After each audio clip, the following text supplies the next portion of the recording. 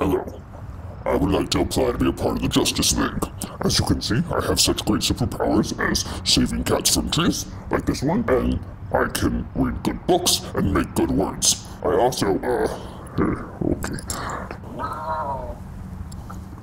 I also got this thing where I can... Yeah, the lasers are the R's.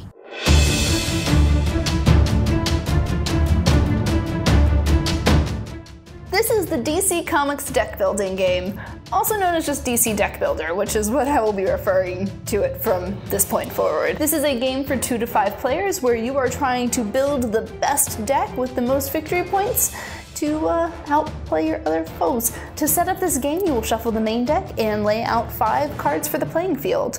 Then you will get to set up the supervillain deck by selecting 7 random cards and putting them underneath Ra's al Ghul. To finish setting up the board, you will lay out kicks and weaknesses and then give each player 7 punches and 3 vulnerabilities. Deal each player a hero card and then pick who goes first. It can be anybody, unless someone's got the Flash. Then the Flash always goes first. That guy's kind of fast, you know. On your turn, you will, wait.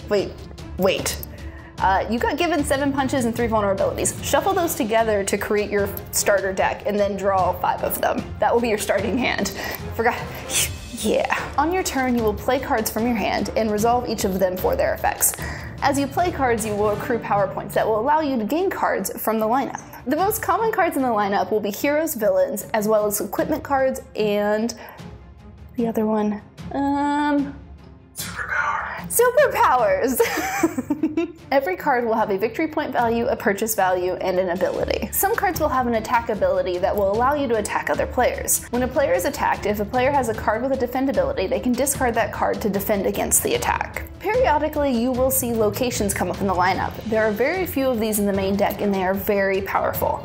When you gain them, they will go into your discard pile, but the next time you see them, when you play them, they provide a permanent effect to your playing space. If you have enough power, you can recruit a supervillain. Recruit? Is that what we're doing here? I guess that's what we're doing. You'll gain that supervillain just like any other card, but you can only acquire 1 supervillain per turn. After you've spent all of your power and you're done playing cards, you will discard all cards on the playing field as well as all cards in your hand and draw a new hand of 5 cards. You will then refill the lineup, and if a supervillain was purchased this turn, you will flip the top card of the supervillain deck and deal with their first appearance attack. The game will continue until the supervillain deck has been completed, or you can no longer refill the lineup. Once the game is ended, everyone will separate their deck, tally up their victory points, and the person with the most victory points wins. If you're going to rule this DC universe, you are going to need my top 3 tips. Number 1, get vulnerabilities and weaknesses out of your hand as soon as you can. They don't provide any value to your deck, and if anything, just slow it down and keep you from getting to the fun cards. Number 2, in general, villains work with villains, superpowers are standalone,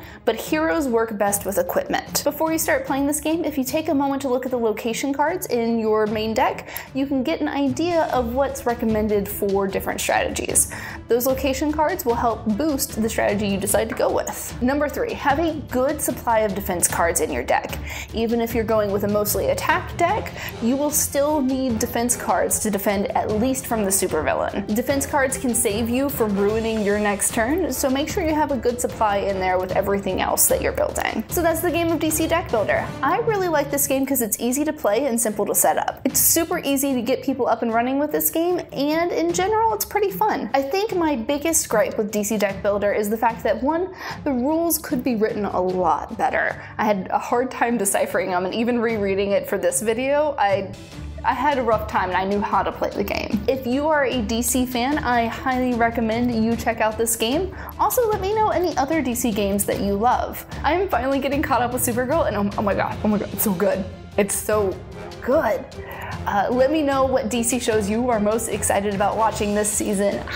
It's gonna be good. It's gonna be good. It's gonna be good. And I need to watch Gotham. I've heard good things. It's gonna be good. I really appreciate what DC is doing with their crossover episodes. I really feel like they're owning the crossover episode business. Don't forget to like, share, and subscribe. Remember to comment down below of all the things I ask about, board games and DC Universe stuff. Do it. Do it now. I will see you next week, Weirdlings. Bye.